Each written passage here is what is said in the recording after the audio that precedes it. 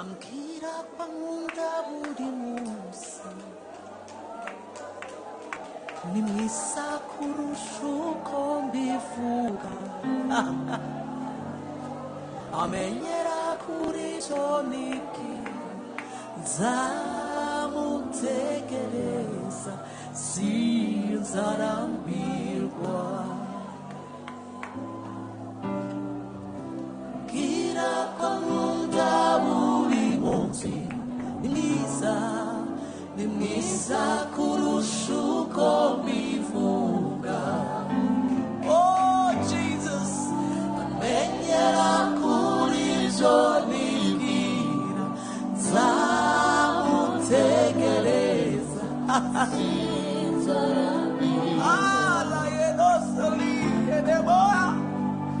ambwira ko nkunda buri munsi ni mwiza kurusha uko aleluya amenyera kuri byo nzamutegereza sinzarambirwa oh haleluya ambwira ko nkunda buri munsi ni mwiza kurusha uko mbivuga amenyera kuri byo nibwira nzamutegereza sinzarambirwa ambwira ko nkunda buri wanje ni mwiza kurusha uko mbivuga amenyera kuri byo nibwira nzamutegereza sinzarambirwa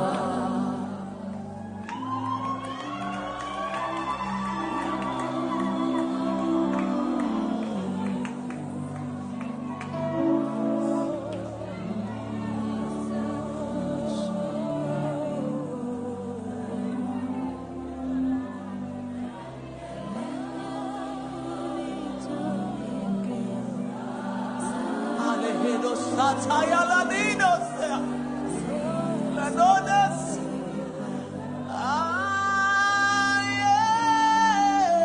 Mira kwa nkunda buri munsi. Oh, ni mwiza kurusha uko mbivuga. Amenyera kuri byo nibwira.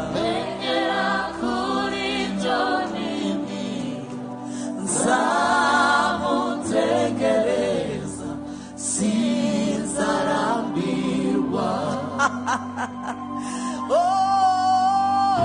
ambwira ko nkunda buri munsi umwami ni mwiza kurusha uko mbivuga oh amenyera kuri byo twibwira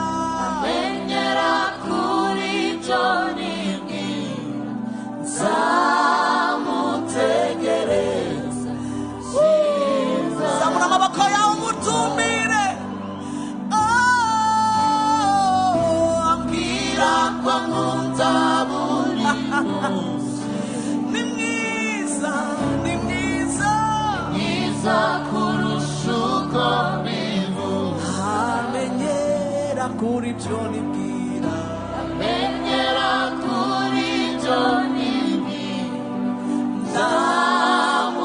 nzamutegereje sinzarambirwa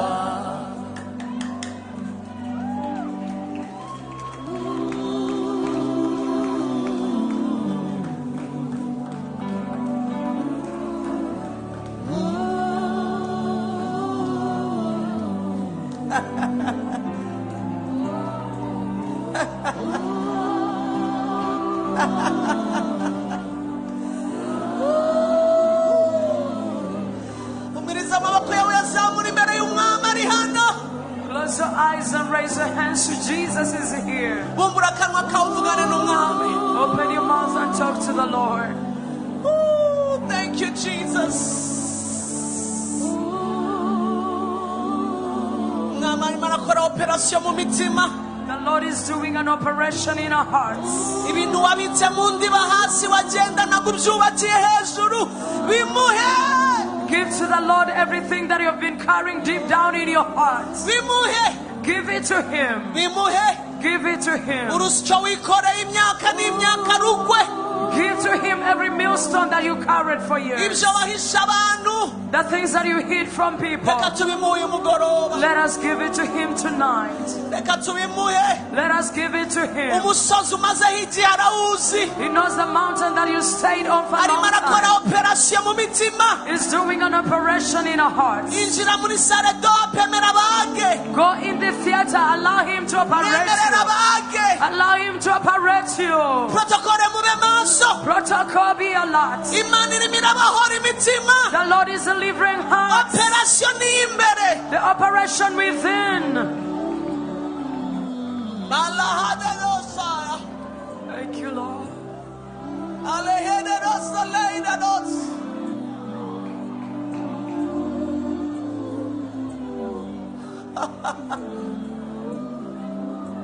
Oh, la lelide kole nobele.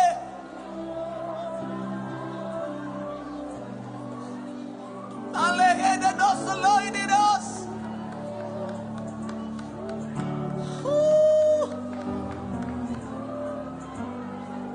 Emerera umwami agukureho uwo mwambaro wambaye igihe.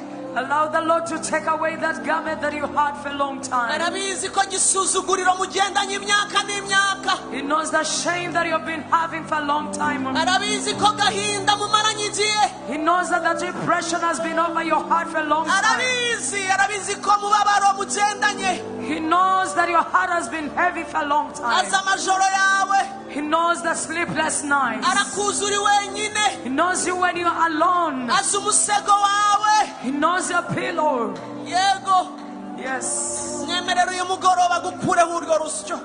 Allow Him tonight to take away the millstone. Habaza ndagutabara nkwereke ibikomeye utamenya niko avuga. Call unto me, I'll answer you and show you great and mighty things. Hamagara izina ry'iri joro mbere yo gusohoka hano. Call on the name of the Lord because before you get Iryo out zina of here. ryuzuye imbaraga. That name has power. Iryo zina ryuzuye olataye lede lobala.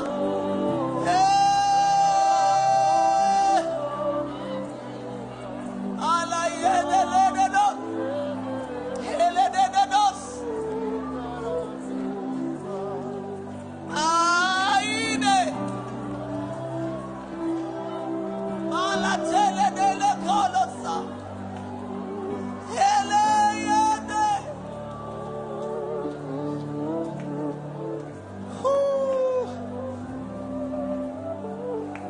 Jesus, you're the Christ.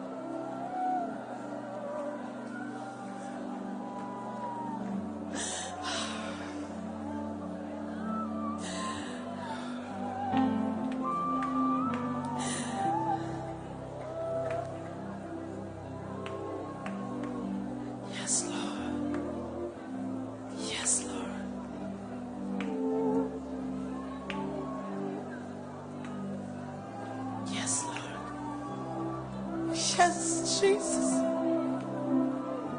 Yes. Of your word. The reading of your word.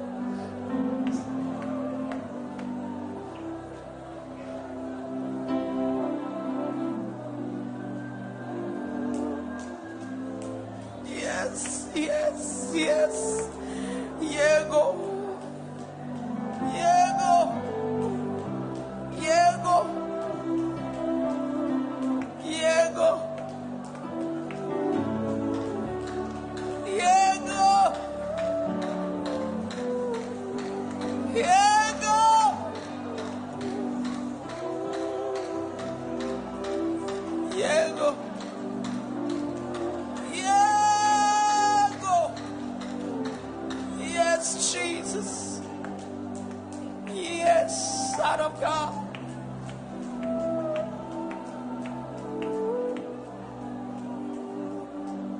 Thank you, Jesus. Thank you, Lord. Thank you, Lord.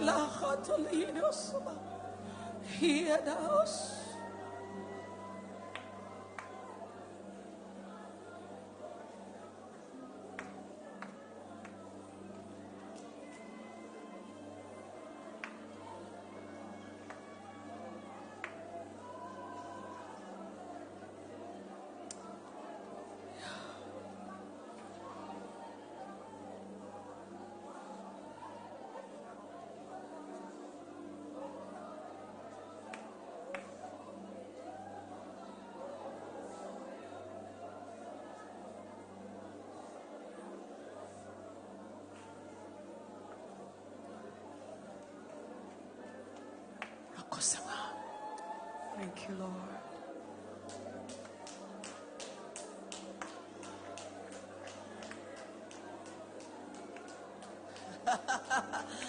Oh, Jesus. Jesus.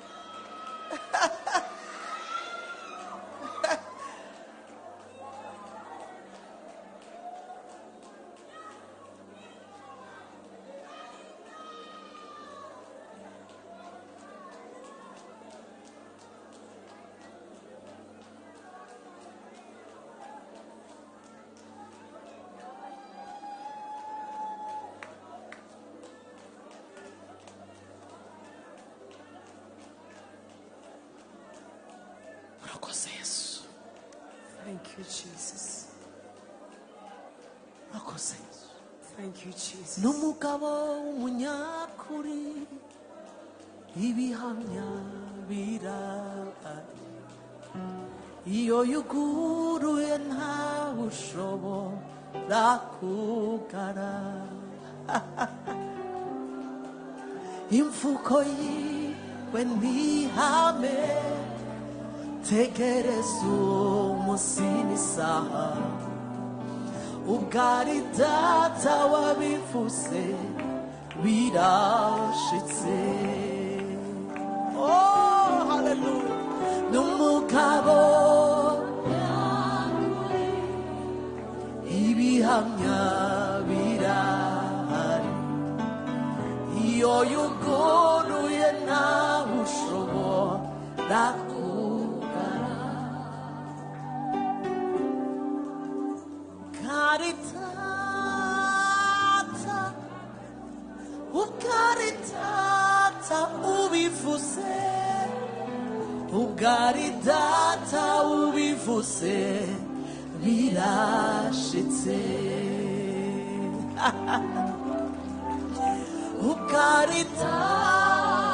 ukaritata ukaritata ubivuze ukaritata ubivuze birashitse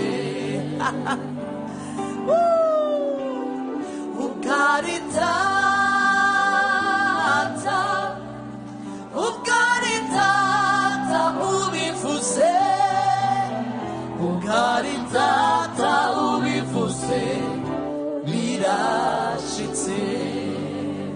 Oh, n'umugabo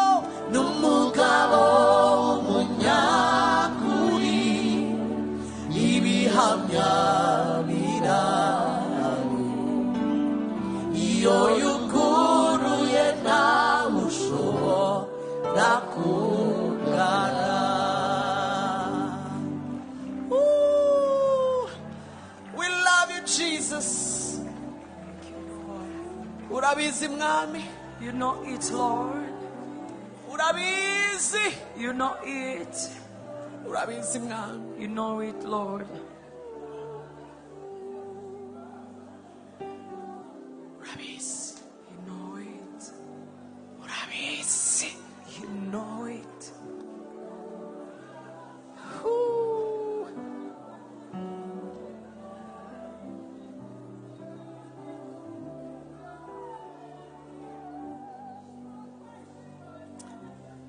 Thank you, Jesus. Urakoze Yesu.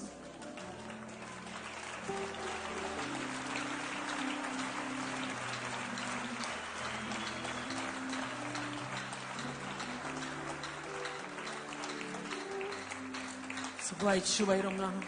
We give you glory, Lord. Tuguhaye icyubahiro. Give you glory.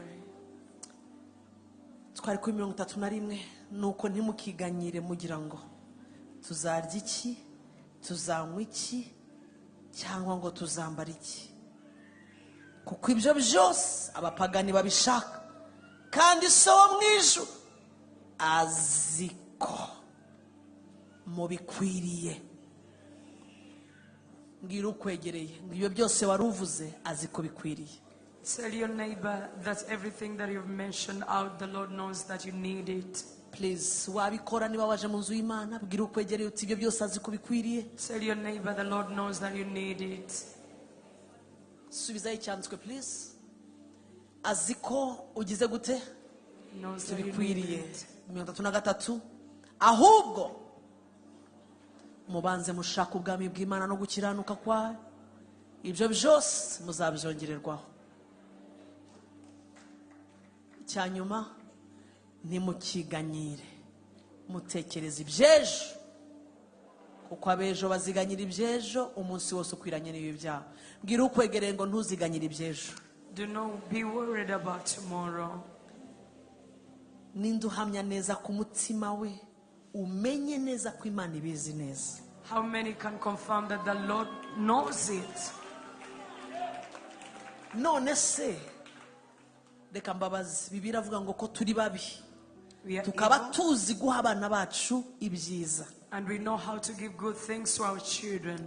Ubu mwana wanjye yamenyesha ko akeneye yawurute, Can ni my, urugero ntanze, nkabimenya mbishoboye nkananirwa icyo mbikoraho munsubize.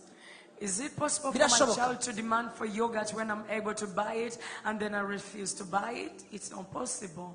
Uko numva ko bidashoboka niko nawe ugomba kumenya ko bidashoboka ko ibyo byose umubwiye ngo icyo urakizi ntibishoboka ko mu isaha yageze udahura nabyo bisubijwe. Ntibishoboka ko so wo mu ijuru atarambuye ukuboko. Ntibishoboka. It is Banza impossible. ubyiyumvishe, ubyumvishe umutima n'ibitekerezo, usohoka hano tugenda uvuga ngo ntibishoboka. Ntabwo yanyima akazi, ntiyanyima umunezero, ntiyanyima kuryama nsinzira, yanyimira iki? Yatanze Yesu, yanyima iki? Yamaye uw'ikinege umwe akunda, yanyima.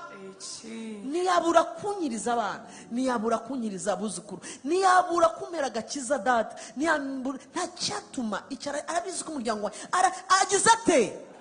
Arabizi. Before you get out of this prayer place, I want you to convince your spirit, your soul, and your body that my Father knows about it. Number 2, He can never withhold any good thing from me. If He did not withhold His only begotten Son, He gave His Son for me. He cannot refuse. He cannot withhold the healing that I need. He cannot withhold the wealth that I need. He cannot withhold the salvation that I need for my people. Ntibishoboka. It is impossible. Ntibishoboka.